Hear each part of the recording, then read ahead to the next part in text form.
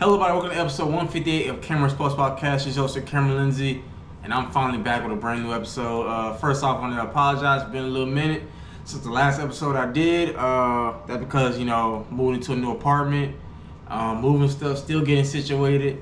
So been busy with work, been tired, so I apologize for that. And like I said, still working on some stuff. I got my apartment, like I said, I got a guest room that I'm gonna use that for the new area for the show. But until I get that fully situated, I'll do the episodes right here. I'm doing it regardless because I love doing my podcast. But I just want to get that out why it's been a little minute. But today's episode is going to be Road to WrestleMania 42, episode 2. Like I said, I did episode 1 of Road to WrestleMania, leading, what's going to be going on since the Royal Rumble, a little bit after.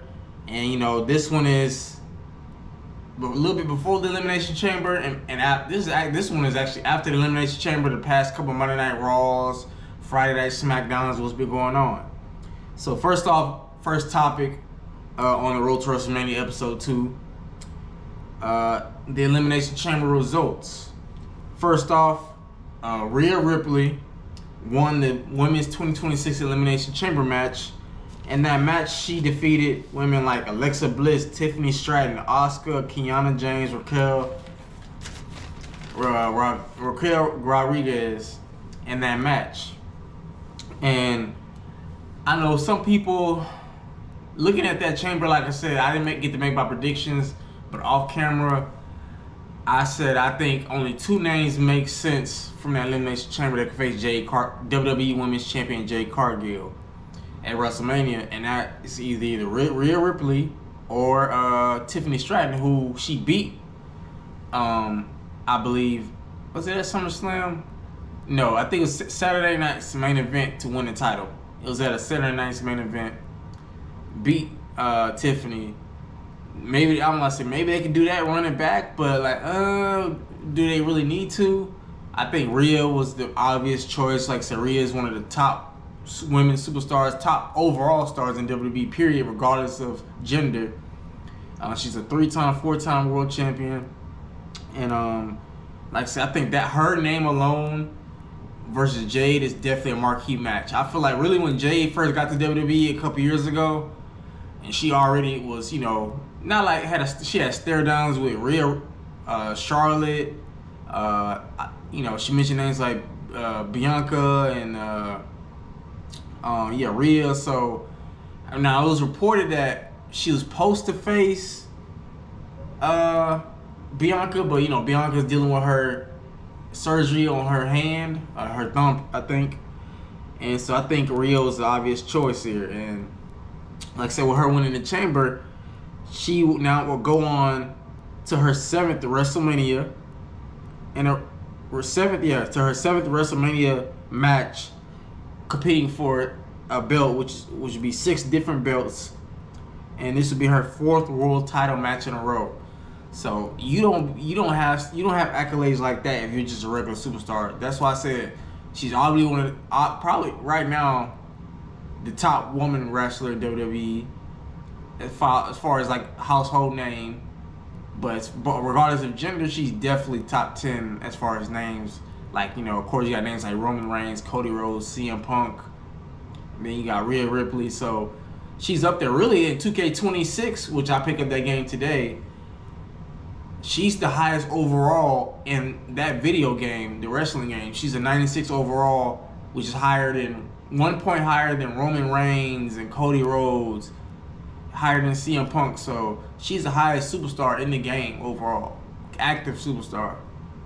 So yeah, but also some news in Elimination Chamber. AJ Lee defeated Becky Lynch to win the Women's Intercontinental Championship. Now that was easily seen. I did see that coming,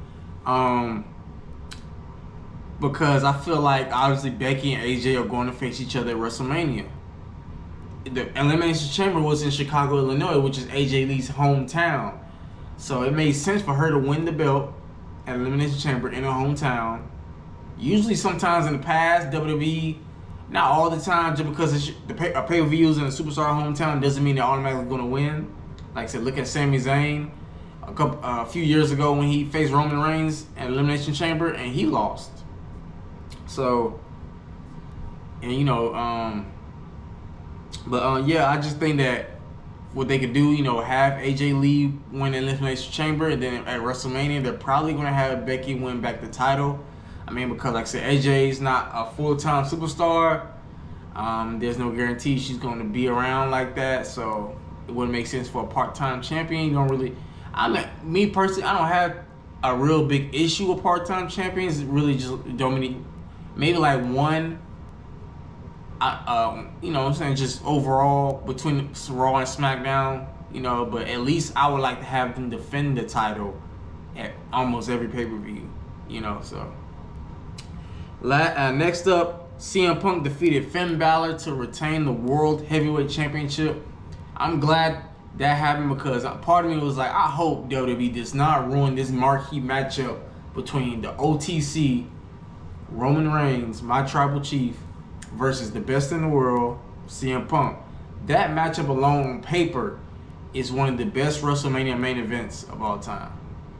Not saying it's the best, but on paper it's one of, because you got CM Punk, one of the best in the world, 7-time world champion.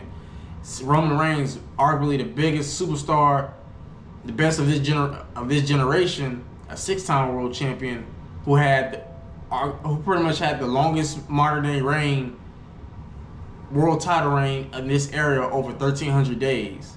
So, yeah, that right there, I feel like they made the right decision. Now, granted, Finn Balor sucks because, you do want to see him become world champion again because he never really had his shot. When he won it back, I think it was 2016, I believe, 2016, 17. When he got called up to the main roster, he defeated Roman Reigns in his first night. He beat Seth Rollins at SummerSlam, but the very next night on Monday Night Raw, he had to relinquish the title because he I didn't realize it. None of us realized it during the match, but he dislocated his shoulder. He finished the match, he won, but he had to vacate the title, and he never got a rematch.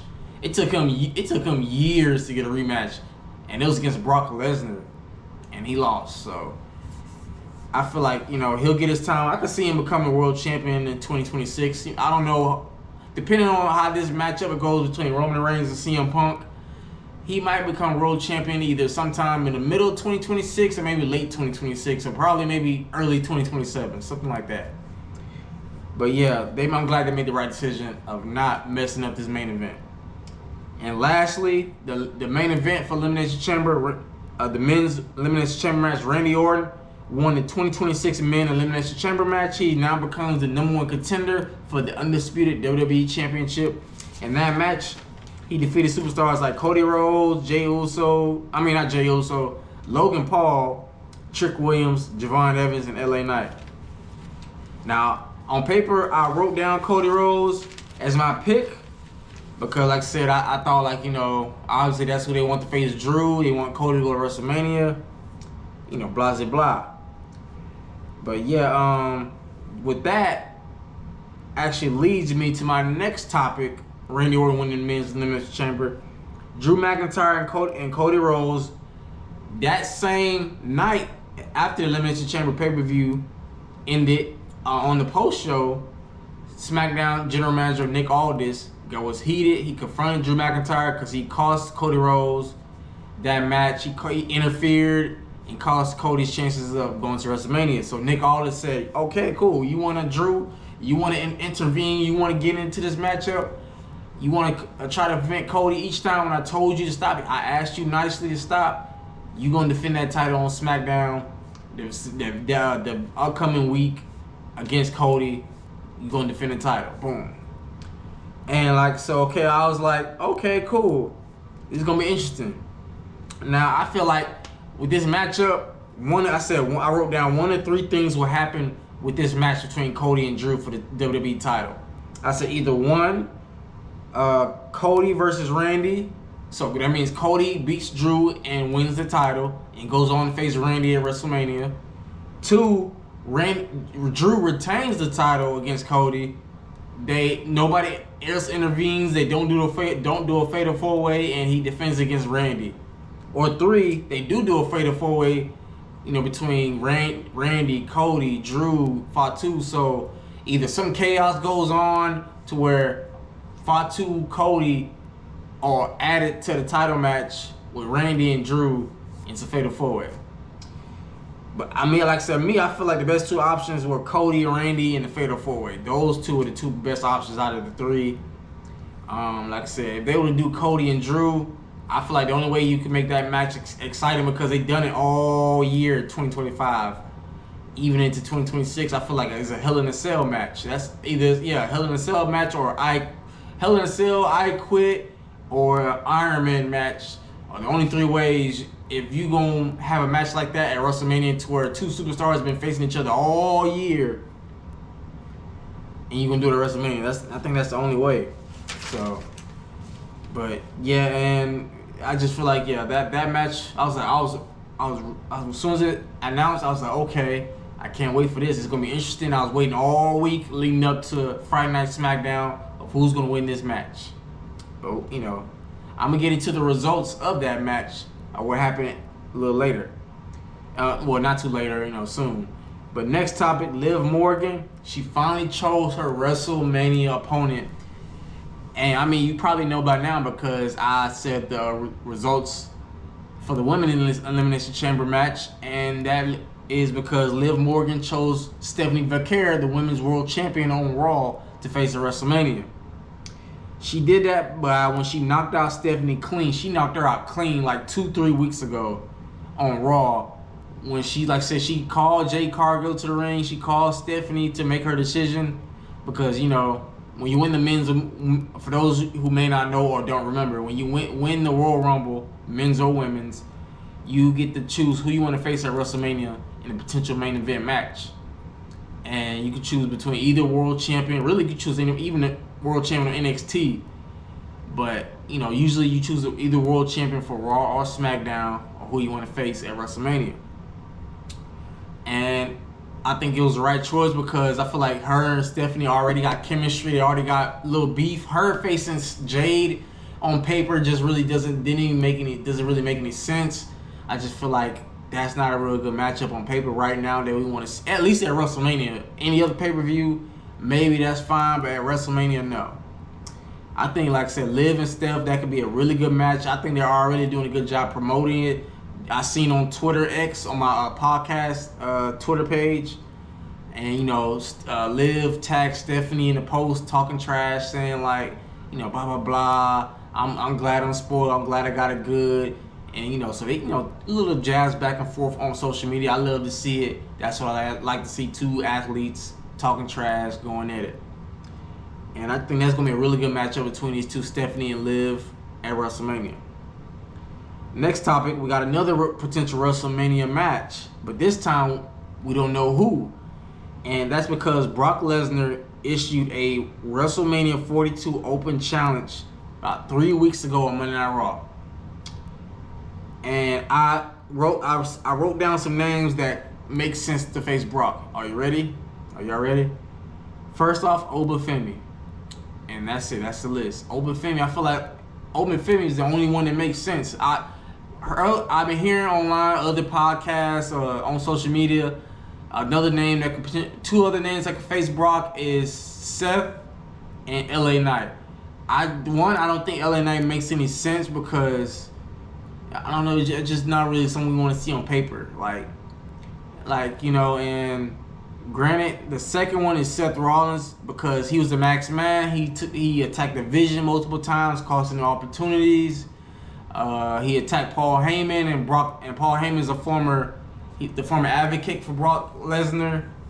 So they got history. So, but the thing is, Brock and Seth already faced each other at WrestleMania years ago for the Universal title. So I mean, I don't have a problem with people facing each other at WrestleMania more than once. But I just feel like right now it's like I don't know about. Now, it sucks because I wish Braun Breaker was healthy, but he had hernia surgery, so I was really doubtful that he comes back and faces Seth. I could be wrong. I'd be happy with that.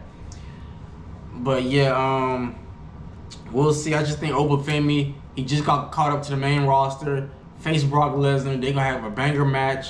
Now, I don't know if he's going to win against Brock Lesnar because it's been reported that Paul Heyman, they don't want Brock Lesnar to lose until his retirement match at SummerSlam, which is in Minnesota, his hometown, home city town, later this year.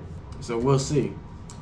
But this next topic has to do with the WrestleMania main event. CM Punk and Roman Reigns for the World Heavyweight Championship. Like I said, so far this match promotion has been really good. The promos were really, really good. Like the Monday Night Raw right after Elimination Chamber was really good. The Raw after the Royal Rumble was good. Like Roman telling he hated CM Punk. He said, "I'm picking you not because you're the biggest star, not because of it's the bigger attraction. He picking you because he hates you. He wants you to acknowledge him as your tribal chief when he beats you at WrestleMania." Roman Reigns' words. Now, the Raw after Elimination Chamber, Roman comes out, CM Punk interrupts, and they going back at it. And he says something disrespecting CM Punk, saying, "When I beat you, I'm gonna send you on a John Cena retirement tour, and we all gonna forget about you." And Punk as Roman was walking out the ring, Punk grabbed his arm and said, "You not finna disrespect me." He said, "Now it went from just beating you at WrestleMania, it went from just doing business." He said, "Now it's personal." He said, "Now I'm gonna bury you." He said, "But don't worry, you're not gonna be alone because I'm gonna bury you next to your father." And those of you don't know, Roman Reigns' father is one of the Wild Samoans who passed away a couple years ago. And I was like, oh snap! The look on Roman's face, like that right there, like these two. I know they may be two baby faces, and some people be like, oh, they don't like two baby faces facing each other at WrestleMania. Like, but come on now, this is not just any old baby faces. These are two baby faces. Like, who's the better superstar? Who's the better man? Like, I actually like seeing baby faces face each other one-on-one for a world title. It doesn't need to be a baby face and a heel every single time. It could be two baby faces. Like this right now is really, really good, and this definitely is a night 2 main event. And like I said, this could potentially be one of the best WrestleMania main events ever between CM Punk and Roman Reigns. Like, this goes back to in 2012. So these men got history, and the insults, the promos, like, it's really, really good. I cannot wait to watch this match. Night 2 WrestleMania for the World Heavyweight Championship. Next topic, like I said, Cody Rhodes and Drew McIntyre. That WWE Championship, the main event of SmackDown last week. And the results, Cody Rhodes, he ended up defeating Drew McIntyre to win the WWE Championship for a 3rd time in his career. And I know a lot of people got mad because they're tired of Cody Rhodes being in the main event picture. But me, I have no problem with that. Like, so I like Cody, and like there's no issue with me. That mainly because Cody Rhodes versus Randy Orton will be the night 1 main event at WrestleMania. For those you don't remember, WrestleMania now is 2 nights. It used to be 1, but it's 2 nights now.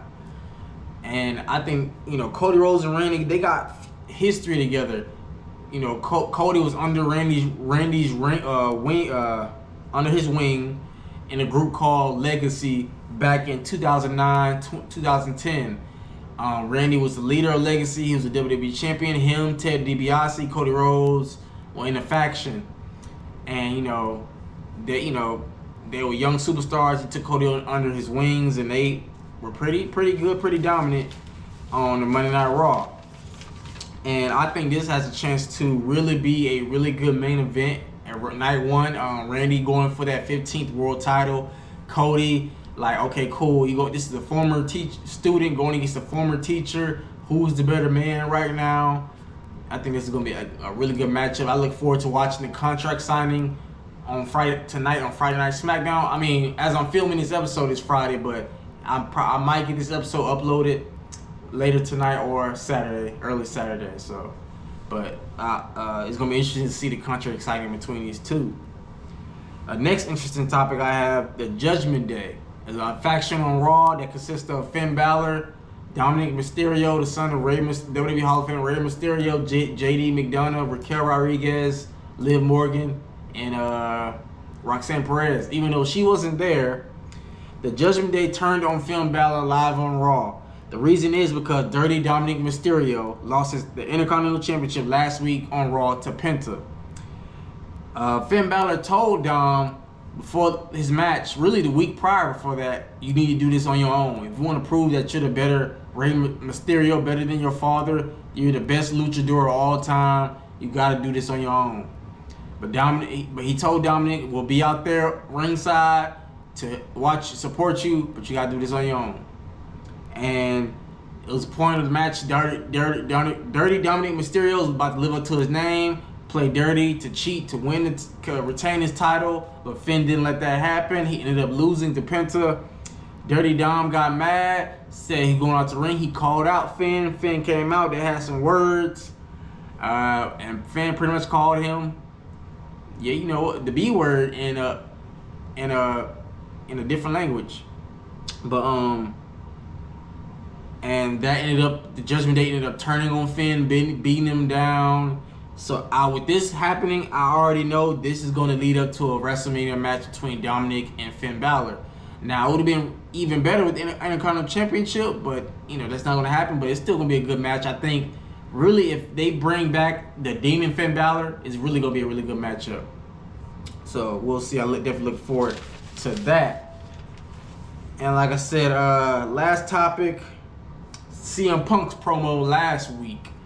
So, Roman Reigns wasn't there, and he had a situation with the Usos. So early in the show, the Usos, they help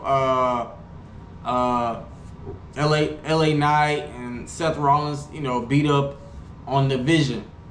They get backstage. I think Kathy Kelly or Byron Saxton try to interview them, and then they said they got some words. They want to talk to CM Punk when he goes out into the ring.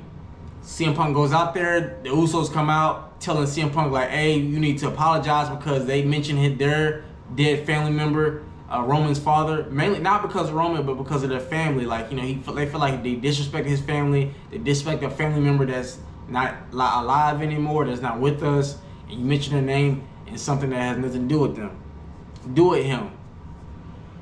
But that ended up going sideways because CM Punk, he ended up apologizing, but he apologized not for that way. He apologized that Roman doesn't appreciate them, that he's selfish, and blah, blah, blah. So that ended up, Jey Uso putting his hands on Punk, then Punk trying to put his hands on Jey, but as soon as he tried that, Jimmy Uso clocked him, hit him in the face. He went to the ground. They ended up leaving the ring. Now, I think this potentially could end up to a bloodline reunion.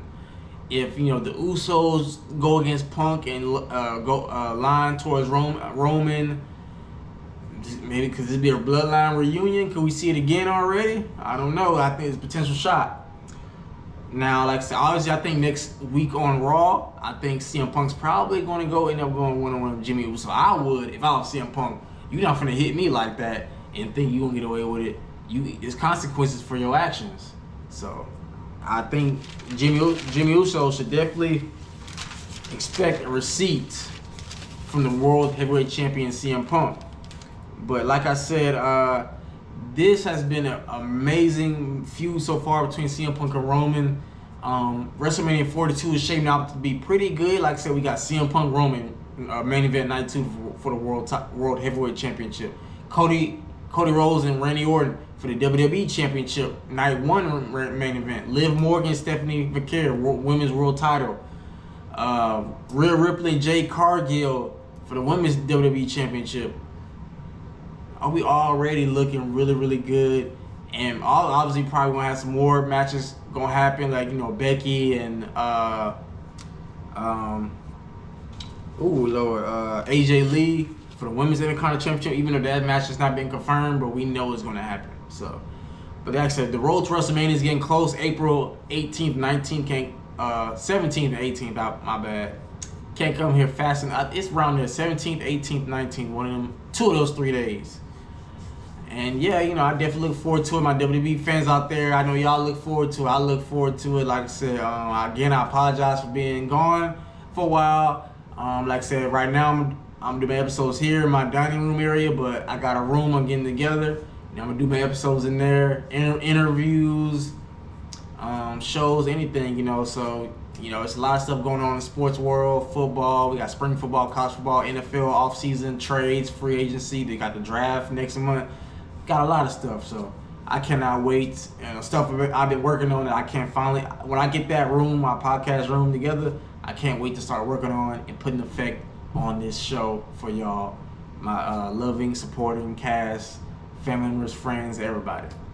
But again, if you want to see all that stuff and want to see more episodes of your favorite sports podcast and your favorite host, I'm gonna need you to click that like button, turn on post notifications, so you can touch down with Cam, so we can get to 500 subscribers at least by the end of the year. 500, really 1,000, but 500, I will settle for that. I'll be happy with that. Even though, again, the ultimate goal is 1 million. But make sure to hit that subscribe button, like, comment, share with others. Let's help keep growing. And like I said, remember, if you want to touch down with Cam, please, only up from here. But I will catch y'all next time for another episode of Cameron Sports Podcast. I'm finally back with some episodes. I'm happy to be back posting on and recording these episodes for y'all, talking sports, wrestling, football, anything in the sports world. And I'm going to catch y'all next time. Y'all take care.